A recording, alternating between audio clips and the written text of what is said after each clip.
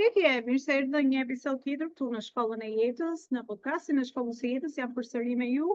Elona Lëvari, themeluese e Shkollës së Jetës, duke pirë një çaj në faktu në Cafe Lounge në Brooklyn. Jeni të ftuar për një kafe ose një çaj. Nga unë nëse nuk e keni vizituar akoma Cafe Lounge në 210 Kings Highway. Atëherë po regjistroj këtë podcast live këtu nga Cafe Lounge. Dhe dëzova temën e ndjenjave sot, sepse mendoj që është një nga temat që është më e lehtë anashkaluar, le të themi nga ne, por edhe më e rëndësishme që kam kuptuar për të procesuar traumat, për të ndjerë më mirë, për të qenë më mirë, më në paqe me veten tonë, por edhe për të parandaluar disa, le të themi, sjellje që mund të mos na pëlqejnë jetën tonë, si mund të jetë mbi ushqyerja, ose kur ham nga stresi, ose kur le themi mbi punojmë, ose le themi zakone të tjera jo të shëndetshme, që shfaqen në fakt që janë një produkt i le themi mos ndjerjes së ndjenjave tona. Le të themi që ne si shoqëri nuk është që kemi bërë shumë re ndjenjave, edhe nga prindërimi jon, flas për vete këtu. Ndjenjat kanë qenë një nga gjërat që ishte gjëja më e parëndësishme, sepse kemi vënë shumë rëndësi logjikës më shumë, por ndjenjat në fakt kam kuptuar përmes punës time dhe rrugtimit tim personal që janë një nga gjërat që e para mund të na pengojnë në jetë, por dhe e dyta kanë shumë rëndësi në mënyrën se si ne ndihemi, sepse mund të kemi logjikisht çdo gjë në jetë, ndihemi shumë mirë logjikisht, por mund të ndihemi keq emocionalisht. Kështu që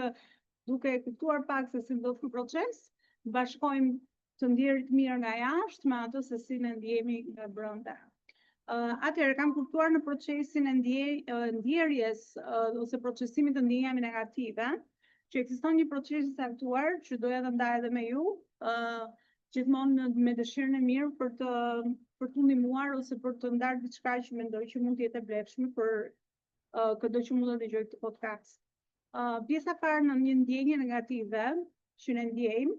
zakonisht tendenca jonë është që ta shpërqendrojmë veten, ose të bëjmë diçka që na pëlqen, ose mos ta ndjejmë atë gjë.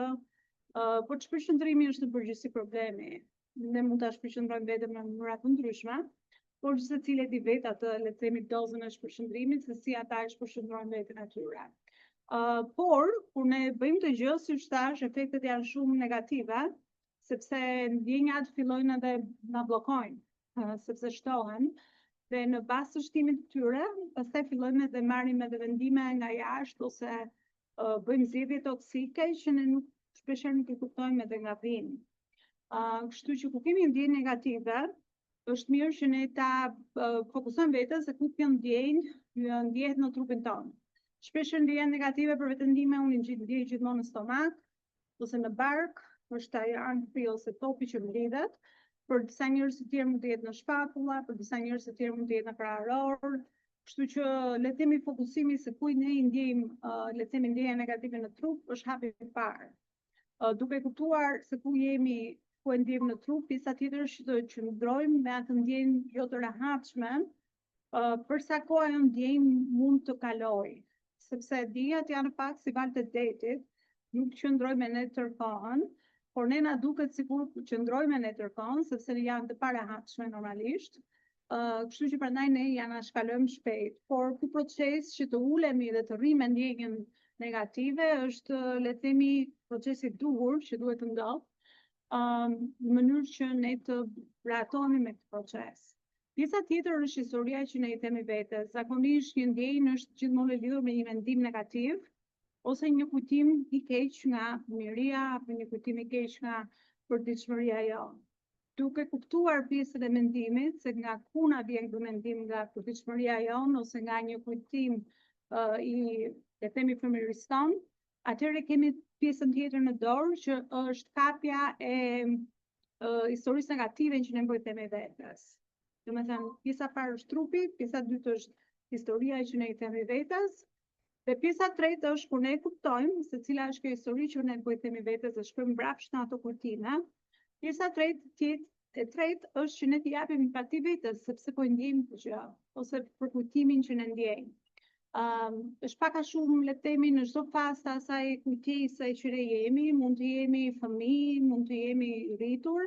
do kuptojmë se si takojmë veten tonë ose fëmijën tonë, nëse jemi është i kujtim i fëmijërisë, dhe t'i japin empatinë që dëshiron, sepse në fakt kjo është ajo që i ka munguar vetes tonë, dhe kjo është ajo që mungon dhe pse këto ndjenja shfaqen, dhe se si ne ta shërojmë veten tonë nga pjesa e le të themi e kujtimit. Duke kuptuar këtë gjë, duke u bërë shoqja se shoku më i mirë i vetes, fillojmë edhe qetësojmë edhe fëmijën tonë të brendshëm ose brendësinë tonë, dhe duke qetësuar këtë gjë, kalon procesi mirë dhe ti e proceson atë ndjenjë të caktuar, por edhe më rëndësishme është që këto histori që na dukeshin kaq të rëndësishme, negative, shkojnë në ana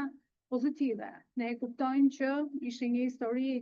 që ne ja themi vetes nga frika zakonisht, frika është burimi i mendimeve negative, dhe duke kuptuar këtë gjë, pastaj mund të kemi pritshmërinë për të zgjedhur një histori të re ose një mendim të ri që na shërben për ku jemi tani dhe ku duam të shkojmë përpara. Duke kaluar këto 3 pika të rëndësishme të procesimit të një ndjenje, le të themi, atëherë ne mund të, siç thash, kemi shëruar veten në shumë forma, por dhe pjesa tjetër pozitive e këtij procesi është që ne kuptojmë pastaj se si ta bëjmë këtë gjë. Dhe sa më shumë e bëjmë diçka, aq më shumë rehat ne ndihemi në këtë gjë. Kështu që duke kaluar në gjithë procesin, nuk anashkalojmë ndjenjat dhe nuk i zhysim brenda, dhe di plot raste dhe mendoj që shumë njerëz e kuptojnë që duke e bërë këtë gjë, neve jemi në rrezik për ta vënë veten në ankth, në depresione, edhe në le të themi zakone të tjera më le të themi varëse, që pastaj na lëndojnë në anë të tjera. Kështu që nëse shpresoj të ketë ndihmuar ndo pak, nëse mund të jetë kaq procesi, besoj që shumë njerëz do ta marrin përsipër, në mënyrë që të mos e shkaktojnë vetes të posa të tjera që zakonisht ndodhin, kur ne nuk merremi me një gjë që është në fakt kaq e rëndësishme si ndjenjat tona negative. Si gjithmonë, nëse keni nevojë për ndihmë në çdo gjë që ka të bëjë me psikologjinë, atëherë mund të bisedojmë me tej dhe mund të ndihmojmë në problemin që keni. Faleminderit që ndiqni Shkollën e Jetës, mos harroni të bëni subscribe, review dhe lini ndajeni në fakt me miqtë të tjerë që ju mendoni kjo është e vlefshme për ta, dhe ju pres me një kafe këtu në Cafe Lounge. Gjithë të mirat, mirëpafshim.